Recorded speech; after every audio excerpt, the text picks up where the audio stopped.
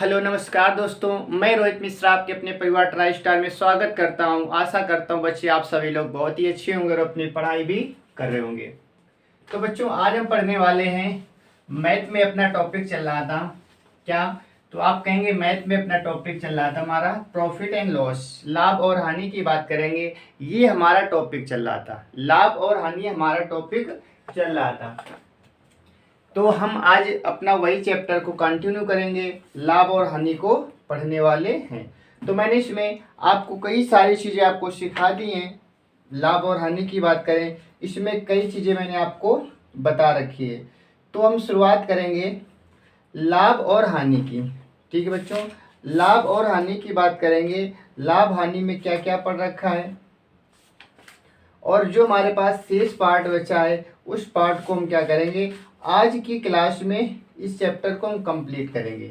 आज की क्लास में इस चैप्टर को हम पूरी तरह से क्या करने वाले, तो आप कहेंगे कंप्लीट करेंगे। तो अपना टॉपिक चल रहा था प्रॉफिट एंड लॉस। इस चैप्टर को आज हमें पूरी तरह से कंप्लीट करना है। इसमें 2 से 3 चीज़ें जो बची हैं आज उसे हम कराने वाले हैं। तो आज सबसे पहले हम सीखेंगे समतुल बट्टा। समतुल बट्टा क्या होता है इसके बारे में सीखने वाले हैं। समतुल बट्टा, समतुल बट्टा का मतलब क्या होता है, तो आप कहेंगे समतुल बट्टा का मतलब ये होता है कि सभी बट्टों को एक साथ देना। मैंने ये मार्कर बेचा, मैंने ये मार्कर बेचा, मैंने कोई एक और वस्तु बेची, एक में 10% का बट्टा दिया, दूसरे में 20% का बट्टा दिया। हम सोचते हैं कि वो दोनों बट्टे एक साथ दे, वही कहलाता है समतुल बट्टा। यानी कि डिस्काउंट अलग अलग न देकर डिस्काउंट को एक साथ देना ही क्या कहलाता है, तो आप कहेंगे समतुल डिस्काउंट कहलाता है, समतुल बट्टा कहलाता है। तो समतुल बट्टा में आपको याद रखना है, अलग अलग बट्टा ना देकर एक साथ देना क्या कहलाता है, तो आप कहेंगे समतुल बट्टा कहलाता है। जैसे मैंने कहा किसी वस्तु में पहले 10% का बट्टा दिया गया, किसी वस्तु में पहले 10% का बट्टा दिया गया और फिर उसी वस्तु में 20% का बट्टा दिया गया। ये क्वेश्चन याद रखेंगे, ये क्वेश्चन हमारे लिए महत्वपूर्ण है। आप जानते हैं बट्टे से क्वेश्चन जरूर पूछा जाता है। मैंने कहा किसी वस्तु में पहले 10% का बट्टा दिया गया, फिर उसी वस्तु में 20% का बट्टा दिया गया। ये बट्टा अलग अलग ना दिया जाता, समतुल बट्टा क्या होता। तो समतुल बट्टा निकालने के लिए आपको एक ही तरीका याद रखना है। हालांकि ये तरीका मैंने आपको बताया था जब वृद्धि या कमी होती है, तो वृद्धि कमी वाला नियम यहाँ पर भी लगाएंगे, क्योंकि आप जानते हैं बट्टा का मतलब होता है हमेशा 100 में कम करना। बट्टे से क्या होता है कि जो ग्राहक होता है उसे फायदा होता है। तो फायदा कब होगा, जब 100% से चीजें कम हो जाएंगी। यानी कि बट्टा को हमेशा आपको 100 में माइनस कर देना है। 10% कम है तो आप कहेंगे बट्टा क्या 90%, आप बोलेंगे क्या बोलेंगे 90। 20% कम करेंगे तो आप क्या बोलेंगे 80% बोलेंगे। बस ये चीज आपको सीखनी है। यहाँ से आप परसेंटेज हटाएंगे नीचे क्या आ जाएगा 100, आप यहाँ से परसेंटेज हटाएंगे नीचे क्या आ जाएगा 100 और बीच में क्या करेंगे मल्टीप्लाई। आप कहेंगे ऐसे सवाल तो हम पीछे पढ़ चुके हैं, बिल्कुल पढ़ चुके हैं। उसमें वृद्धि या कमी हो रही थी, उसमें वृद्धि में 100 जोड़ रहे थे, कमी में घटा रहे थे। वृद्धि में 100 में जोड़ रहे थे, कमी में 100 में घटा रहे थे। इसमें हमेशा क्या होगी, कमी होगी, क्योंकि बट्टा का मतलब ये होता है कमी। 100 में हमेशा घटा देंगे। 100 में 10 घटाएंगे 90/100, 20 घटाएंगे तो 80/100। इसमें मैंने बताया था कि आपको नीचे एक 100 बचा कर रखना है, बाकी 100 काट देना है। ये 2 जीरो हमारे कट जाएंगे, 9/72/100। आप बताइए 100 से कितना, 100 से कितना कम है, तो आप कहेंगे 100 से कितना कम है, 10 में 2 घटा देंगे 8 बचेगा और 9 में 7 घटा देंगे 2 बचेगा, 28% बट्टा हो जाएगा। आंसर क्या हो जाएगा 28%। यानी कि पहले जो बट्टा दिया जा रहा था 10%, 20% दिया जा रहा था, अलग अलग दिया जा रहा था। यदि इन दोनों बट्टों को एक साथ देंगे तो हमें कितना देना पड़ेगा, आप कहेंगे 28% देना पड़ेगा। तो बट्टा जब भी समतुल बट्टा की बात आए आप इस प्रकार से क्वेश्चन को सोल्व करेंगे। ठीक है, ऐसे क्वेश्चन को आपको सोल्व करना है। आप क्वेश्चन देख लेते हैं कैसे बट्टे का क्वेश्चन पूछा जाता है आपसे और आप कैसे करते हैं। ठीक है, तो बट्टे वाला एक क्वेश्चन लेते हैं, जिससे हमारे पास लिखा है कि किसी वस्तु की, क्वेश्चन इस प्रकार से आपसे पूछा जाता है तो क्वेश्चन लिखेंगे किसी वस्तु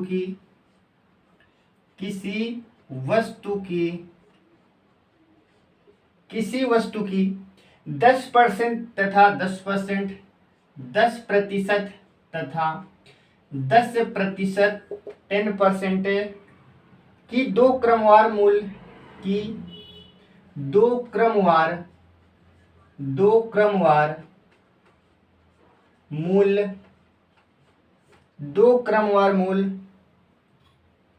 ठीक है, वृद्धियां एक समान मूल वृद्धि के समतुल्य हैं, ठीक है, क्रमवार मूल।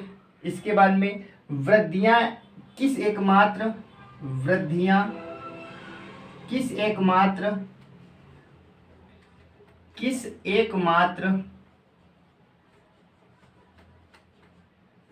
वृद्धि के समान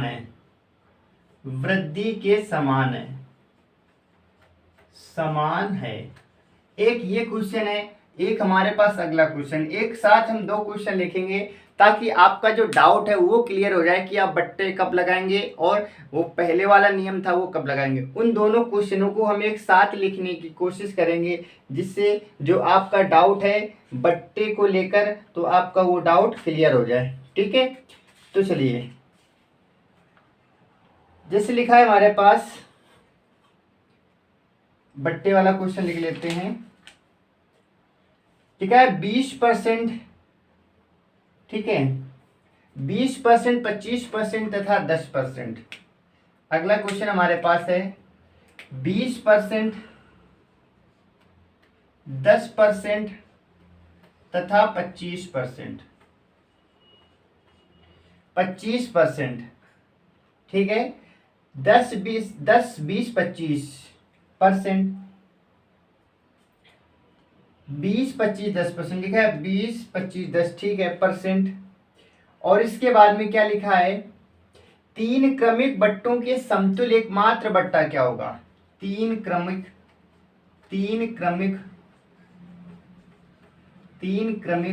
बट्टों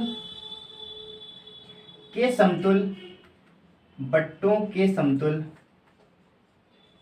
समतुल्य एकमात्र बट्टा क्या होगा। एकमात्र बट्टा।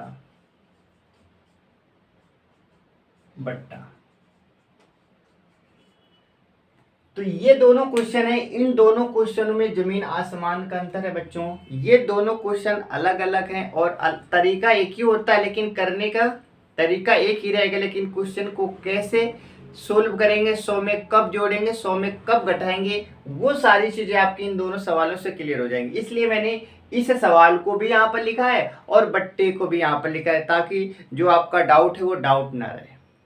तो देखिए, लिखा है किसी वस्तु की 10% वृद्धि की गई, फिर से 10% की वृद्धि की गई। बताइए, वृद्धि करेगा तो क्या। क्लास नंबर 1 में मैंने आपको बताया था कि जब वृद्धि की बात तो आप 100 में जोड़ेंगे, कमी की बात होगी तो आप 100 में क्या करेंगे, घटा देंगे। इसमें वृद्धि की बात हो रही है, आप 100 में जोड़ेंगे। जैसे 100 में जोड़ेंगे तो आप बोलेंगे 110, तो 110 को मैंने बताया था आपको 11 पढ़ना है।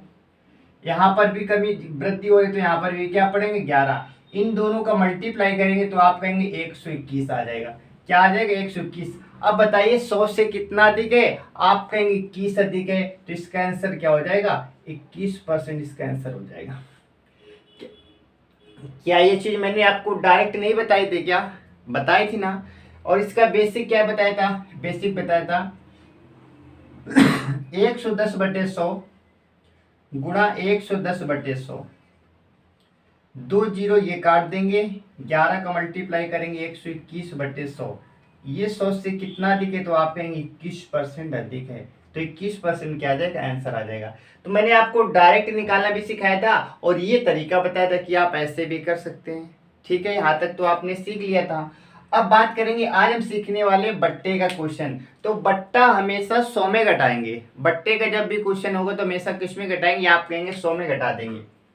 100 में 20 घटा देंगे तो आप कहेंगे 80/100, मल्टीप्लाई 10 घटा देंगे आप कहेंगे 90/100, फिर से 25 घटा देंगे आप कहेंगे 75/100, बस आपको ये याद रखना है कि नीचे हमेशा 100 बनाकर रखते हैं, नीचे एक 100 को रखना है, बाकी को आपको काट देना है। तो बताइए ये 2 जीरो हमारे ऐसे कट जाएंगे, 25 नहीं 75, 25 चौको 100 करेंगे आप, 4 से काटेंगे आप, 2 बार कट जाएगा।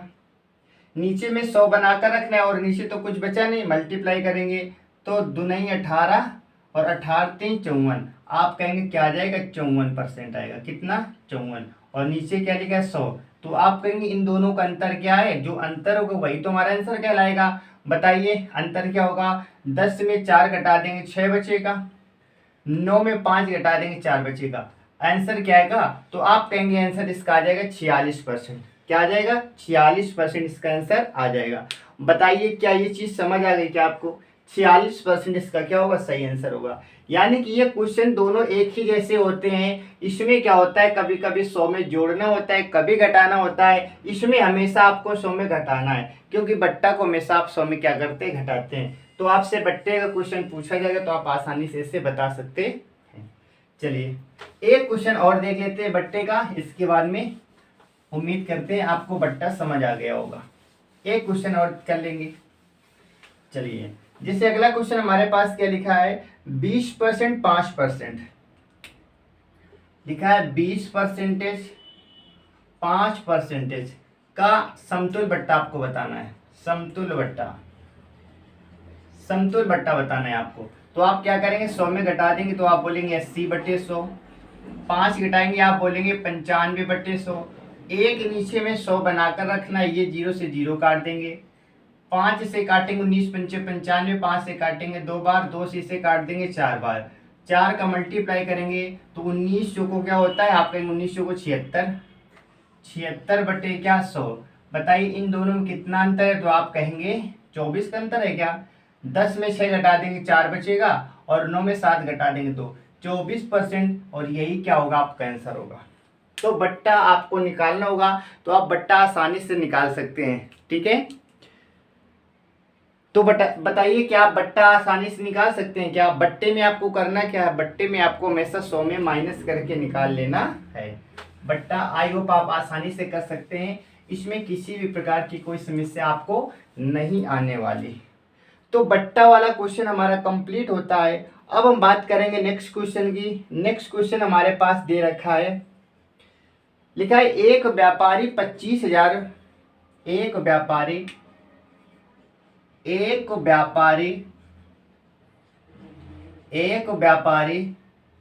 25,000 रुपए, एक व्यापारी 25,000 रुपए अंकित मूल्य वाली किसी वस्तु, अंकित मूल्य वाली किसी अंकित मूल्य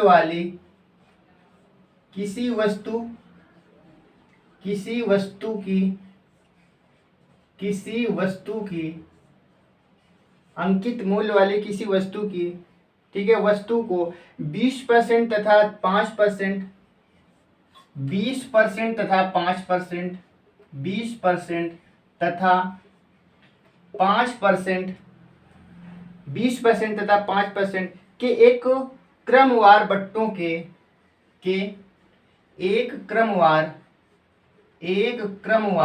बट्टों के एक क्रमवार बट्टों के 7 खरीदता है,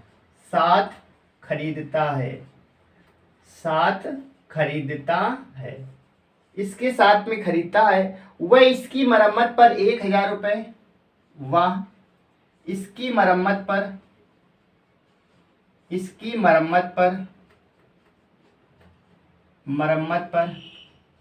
1,000 रुपए व्यय करता है तथा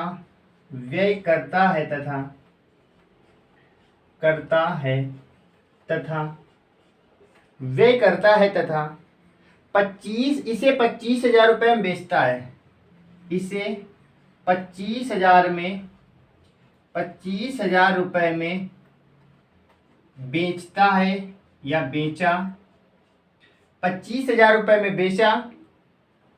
उसकी लाभ या हानि प्रतिशत बतानी है, उसकी लाभ या हानि प्रतिशत बताना है। हानि प्रतिशत बताना है आपको।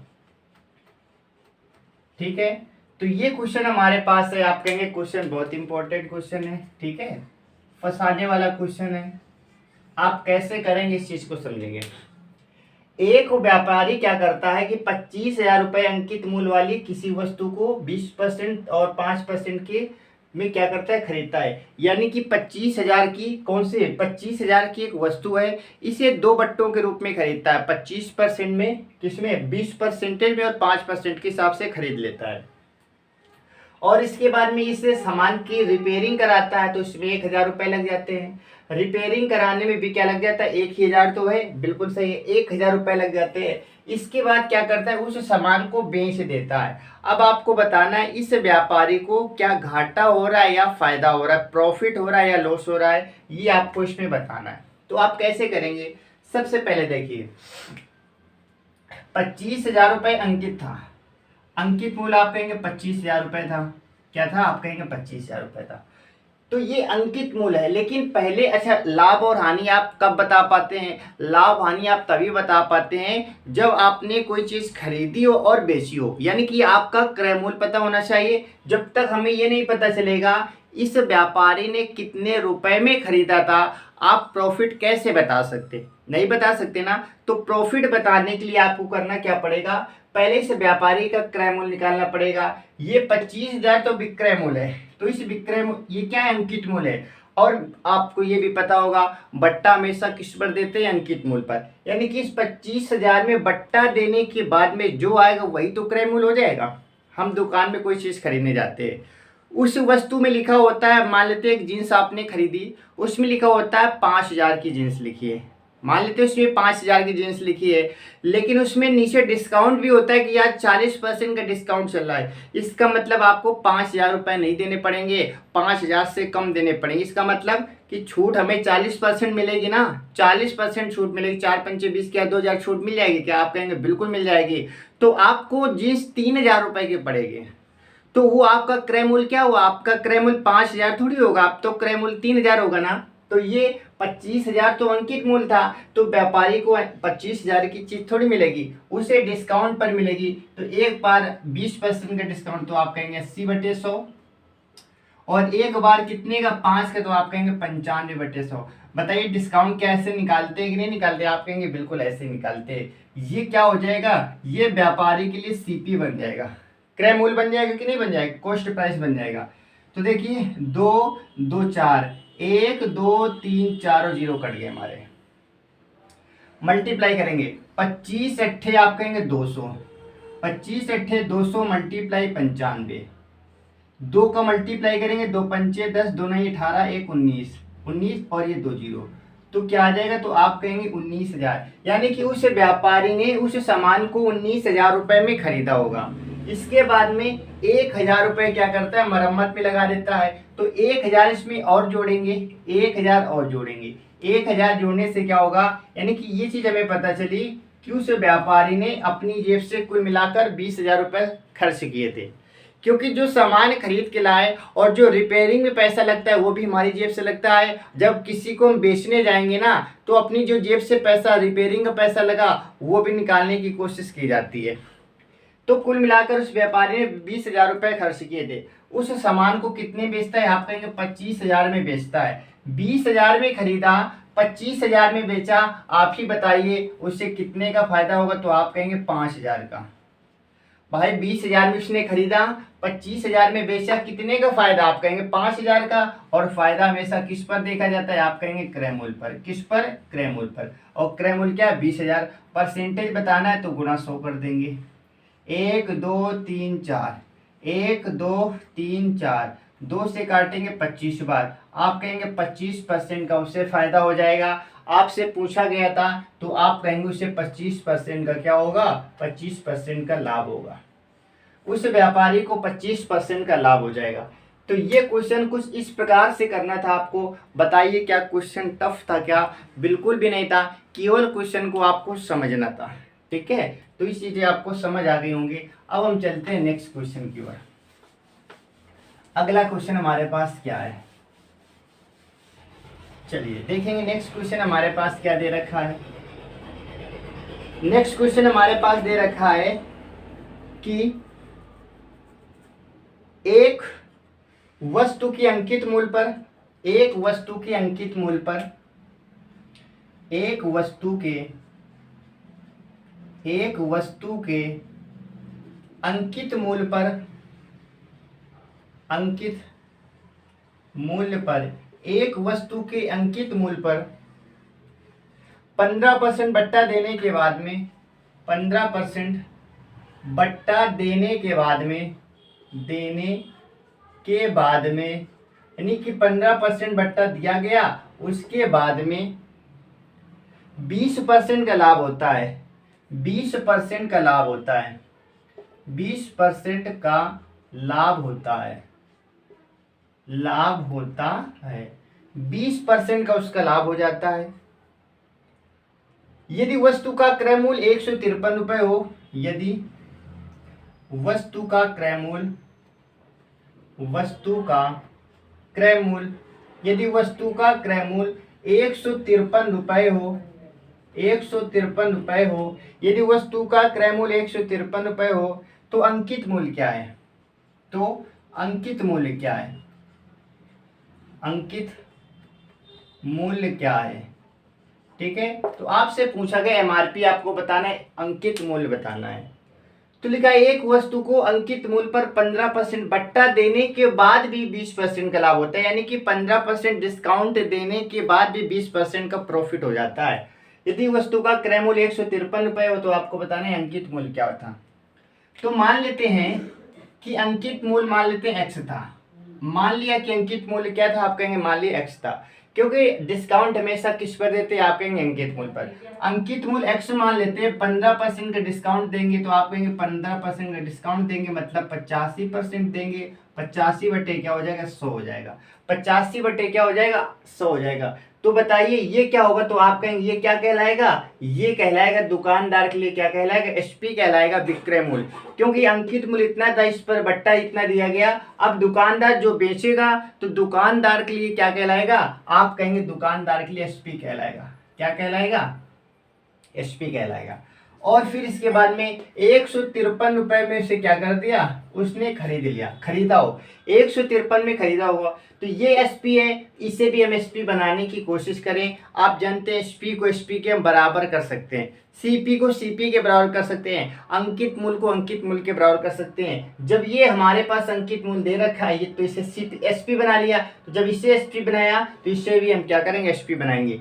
ये क्रय मूल्य है। आप जानते हैं कि हमें एसपी निकालना होता है, जो कुछ करते हैं ऊपर करते हैं, और हमें सीपी निकालना होता है, जो कुछ करते नीचे करते हैं। यहाँ पर आपको एसपी लाना है, एसपी को एसपी के बराबर करना है क्योंकि आपको, तो आप जो भी करेंगे ऊपर करेंगे। 20% का लाभ हो रहा है, 20% का मतलब होता है 1/5 लाभ होगा, तो आप कहेंगे 6/5। आप क्या बोलेंगे, 6/5। यहाँ पर क्या लिख देंगे, 6/5। एक दूसरे के बराबर करेंगे, सोल्व करेंगे, जो x का मान आएगा वही तो अंकित मूल्य हो जाएगा, वही आपसे पूछा गया है। तो देखिए 5 से काट देंगे, 20 बार कटेगा। 5 से कितनी बार कटेगा, 20 बार। फिर 5 से काटेंगे 4 बार, इसे 5 से काटेंगे 17 बार। 17 से काटेंगे, 17 नमैया 153 होता है, 9 बार कटेगा। अब हमारे पास क्या बचा, हमारे पास बचा ये 9 × 6 और साथ में 4 भी चला जाएगा। तो x की वैल्यू क्या आ जाएगी, तो आप कहेंगे x की वैल्यू आ जाएगी 9 × 6 × 4। मल्टीप्लाई करेंगे तो 9 छाक का 54 मल्टीप्लाई 4, 4 चौको 16, 4 पंचे 20, 1 21। आंसर क्या आ जाएगा, तो आप कहेंगे आंसर आ जाएगा 216। तो अंकित मूल्य क्या रहा होगा, तो आप कहेंगे 216 रहा होगा। तो इस क्वेश्चन को आप ऐसे करना था, और ये भी क्वेश्चन आप कैसे कहेंगे कि क्या है, ये वेरी इंपॉर्टेंट क्वेश्चन है।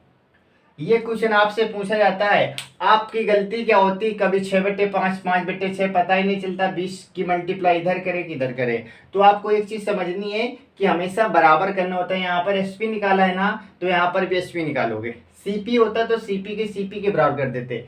तो यहाँ पर हमारे पास विक्रय मूल्य था, यहाँ पर भी विक्रय मूल्य निकालना है। ठीक है, चलिए, तो इस क्वेश्चन को आपको ऐसे करना था। अच्छा क्वेश्चन था ये। इसके बाद में अब देखेंगे अगला क्वेश्चन हमारे पास क्या दे रखा है। नेक्स्ट क्वेश्चन हमारे पास, किसी घड़ी के अंकित मूल्य पर 10%, किसी घड़ी के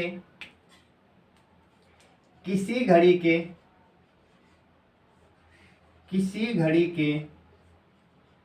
अंकित मूल्य पर 10%, 10%, किसी घड़ी के अंकित मूल्य पर 10% छूट का दिखावा करता है। ठीक है, छूट देने के बाद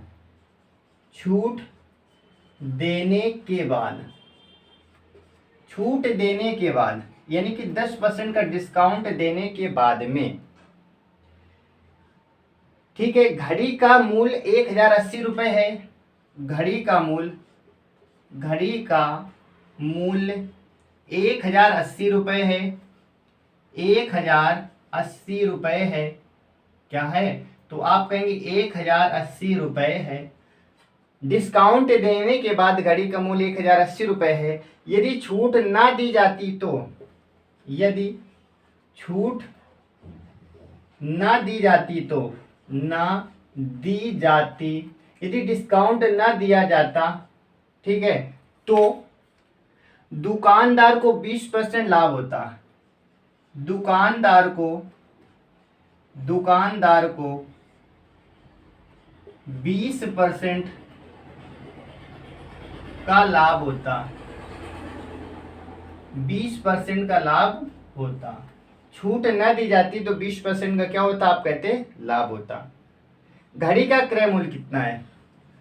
घड़ी का क्रय मूल्य आपको बताना है। घड़ी का क्रय मूल्य क्या, ये आपको बताना है। ठीक है, तो किसी घड़ी के अंकित मूल्य पर 10% छूट देने के बाद भी उस वस्तु की कीमत 1080 रुपये, छूट न दी जाती तो दुकानदार को 20% का फायदा हो जाता। तो आपको बताना है कि घड़ी की कीमत क्या है, कितने में उसने खरीदा, तो उसका क्रय मूल्य बताना है। ठीक है, तो देखिए, किसी घड़ी के अंकित मूल्य पर 10% छूट देने के बाद में, मान लेते हैं कि जो अंकित मूल्य था, MRP हमारा था, मान लेते हैं वो 100% था। क्या मान लेते हैं? 100% की चीज थी।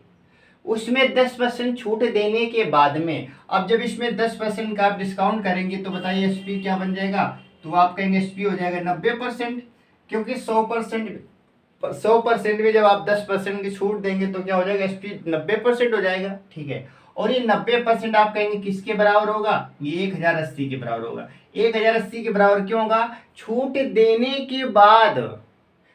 देने के बाद ये तो मतलब क्या होगा? ये अब छूट देने के बाद का मतलब क्या हुआ?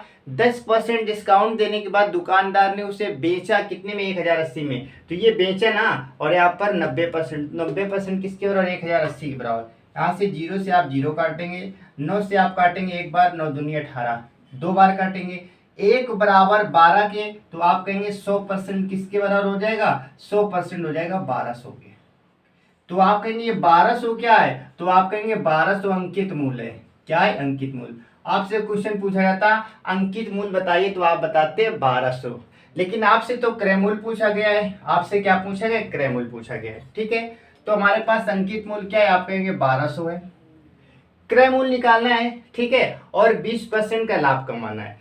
तो क्रय मूल्य निकालने के लिए जो कुछ करते हैं, कहाँ करते हैं? नीचे करते हैं। 20% लाभ का मतलब 1/5 होता है, आप जानते हैं। 20% की फ्रैक्शन क्या होती है? 1/5। अब इसमें लाभ हो रहा है, आप जोड़ेंगे 6/5, तो 6 तो आप लिखेंगे कहाँ पर? नीचे, और 5 लिखेंगे ऊपर। अगर आपसे पूछा जाता विक्रय मूल्य, तो 6 ऊपर चला जाता। 6 से काटेंगे आप 2 बार, 200 आ जाएगा। 200 पंचे क्या होता है? तो आप कहेंगे 200 पंचे होता है 1000। क्या होता है? 1000। तो इसका आंसर क्या हो जाएगा? आप कहेंगे इसका आंसर 1000 आ जाएगा। इसका आंसर क्या आएगा? तो आप कहेंगे इसका आंसर हमारे पास 1000 हो जाएगा। 1000 is the right answer for this question. क्या ये क्वेश्चन आपको समझ आया? क्या ये क्वेश्चन आसानी से समझ आया होगा? मैंने एक एक चीज इसमें क्लियर की है, एक एक चीज मैंने इसमें बताने का प्रयास किया है। तो आपको क्वेश्चन इस प्रकार से करना था। ठीक है, तो इस प्रकार से आप क्वेश्चन करेंगे तो आपके सारे, देखिए, क्वेश्चन करने से पहले एक बार क्वेश्चन को जरूर पढ़ा करो। क्वेश्चन को पढ़ने के बाद ही, जल्दबाजी में क्वेश्चन हमारे क्या होते हैं? गलत होते हैं। तो क्वेश्चन को एक बार बारीकी से आप पढ़ा करें, इसके बाद ही क्वेश्चन का आंसर दिया करें। ठीक है, तो आपका आंसर गलत नहीं होगा। तो बताइए, क्या ये क्वेश्चन आपको समझ आया? जो मैंने अभी क्वेश्चन कराए, क्या ये क्वेश्चन समझ आ गए क्या? ठीक है, क्योंकि ये हमारा चैप्टर अब लगभग आप कहेंगे कि क्या हो गया, समाप्त हो गया। ठीक है, लगभग हमारा क्वेश्चन ये क्या हो गया, आप कहेंगे समाप्त हो गए। एक क्वेश्चन इसमें और देख लेते हैं, इसके बाद में चैप्टर को हम क्या करेंगे, समाप्त करेंगे। एक क्वेश्चन देख लेंगे।